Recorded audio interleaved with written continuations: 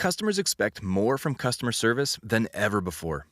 Zendesk's 2022 CX report found that more than 60% of consumers now say they have a higher expectation of customer service than before the pandemic. Yet, a whopping 54% feel that customer service is an afterthought for most businesses they interact with. If you're anything like our clients, I know you face these stats every day and are weighing careful steps on how to move forward and make a positive impact. But it's really tough to know the right path to take without breaking things, or taking 3 years to bring a new product to your experience. We found that oftentimes, the best way to break through the noise and figure out your next best steps is to talk with peers. And in a mostly virtual world these days, that can be tough to find. So, we interviewed some incredible contact center leaders to see what advice they'd lend. And it's real good. Welcome to Snackable CX, where we break down our best resources into bite-sized guidance on how to stand out and be known for your customer experience. I'm Sam Salerno, here from Mindful, the best-in-class total experience solution that aims to add kindness to your tech stack.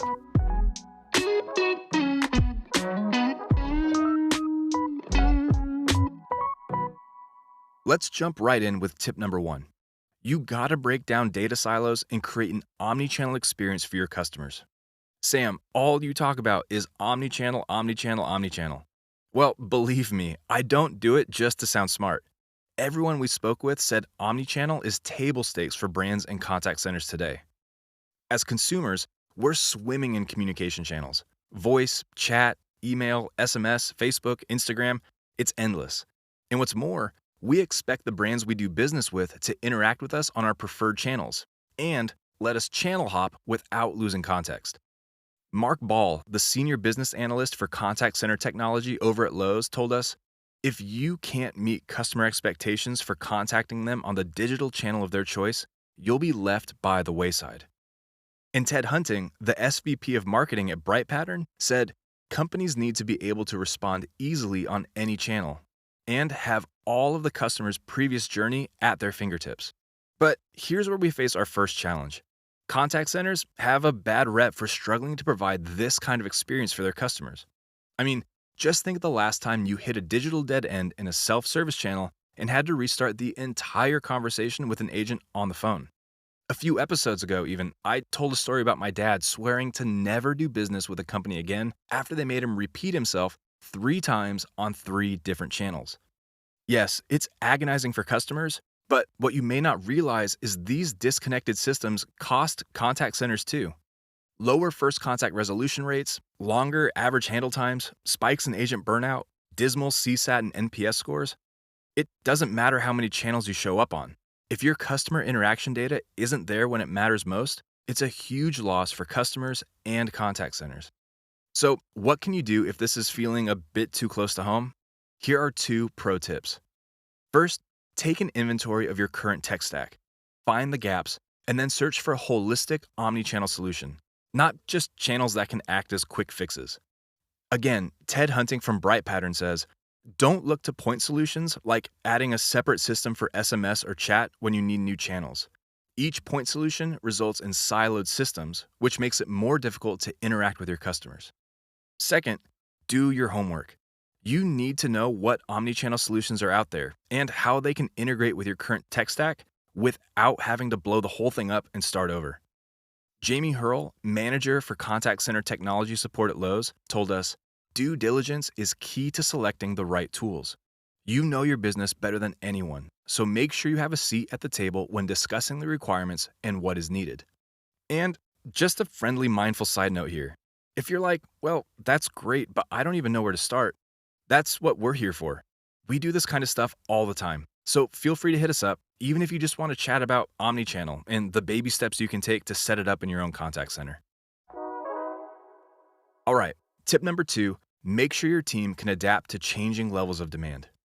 Managing ticket volume has always been a challenge for contact centers, but when COVID snuck up on everyone back in 2020, ticket volumes shot through the proverbial roof.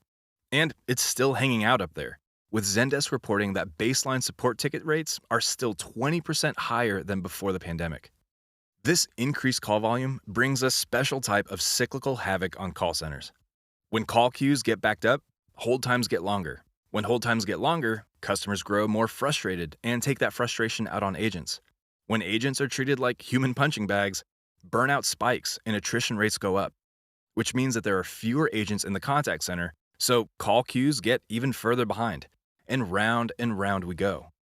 And on top of all that, workforce managers are banging their heads against the wall trying to figure out staffing, which, as Tiffany Glass, the CTO at 1-800-PACK-RAT told us, is almost impossible to plan and manage when call volume can double from week to week. The plain and simple truth is, contact centers need to have the ability to quickly adapt to levels of customer demand. If your contact center team is on the struggle bus with predicting demand, there are 3 ways you can support them. First, allow your customers to request a callback. If you're drowning in calls and/or long hold times, you need to deploy a virtual queue and callback solution in your tech stack.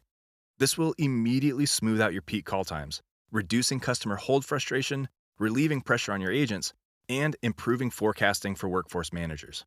And if you're looking for proof, we've got an awesome case study you can check out on our website, showing how the Connecticut Department of Labor used callback to navigate a 500% increase in calls at the height of the pandemic. Second, use a click-to-call solution on your website or mobile app. If you want to give your customers a premium experience while boosting your contact center efficiency, install a click-to-call widget on your website. These tools let customers request or schedule a call from an agent, meaning they get to skip the IVR and hold queues while also cutting down on telephony fees and pacing out call volume across the board. And lastly, improve your self-service channels. If you're like me and 81% of consumers out there, you likely hop online to try to troubleshoot your own issues before calling into customer service. To smooth out call volume, you need to optimize every customer-facing aspect of your business, from your website and knowledge databases to your chatbots and IVRs. Just remember, self-service channels are great deflection tools, but they should never be a barrier for a customer to get help from an agent. Buried phone numbers, dizzying IVR menus, loop-de-loop chatbots are all recipes for frustrated callers that will take up more of a contact center's precious time and resources. And finally, tip number 3, make time for training and coaching to elevate your whole team. Chances are you've already got some sort of customer service training in your contact center. But to really improve agent performance, you gotta pair traditional service training with training on your products or services, especially if your product offerings are particularly technical. When asked about this kind of training, Jared Preston, the operations manager at Goal Zero, told us, without training, our customer service level is unacceptable. And agents recognize this too. Zendesk found that 62% of support agents feel more skills-based training would improve their performance. The better they understand your products, the better equipped they'll be to answer your customers' most technical questions. To do this, work to create a team culture focused on continuous improvement.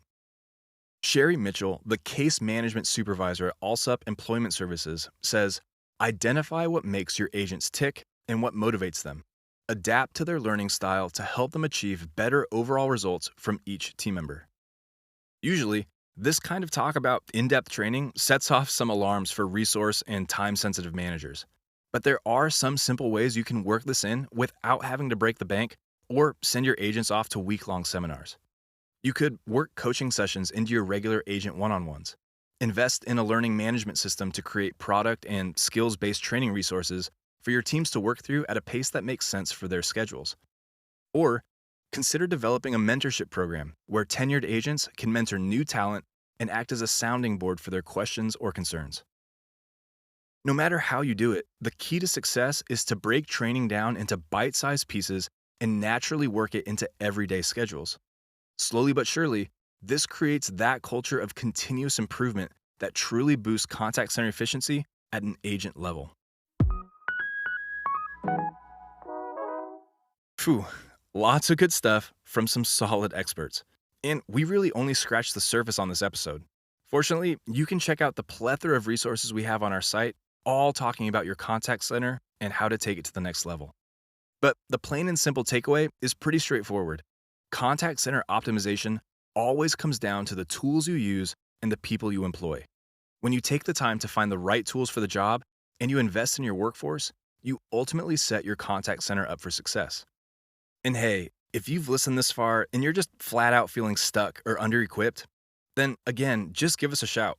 We eat, sleep, and breathe contact center efficiency. So we'd love to come alongside and help you put these tips to work for your business.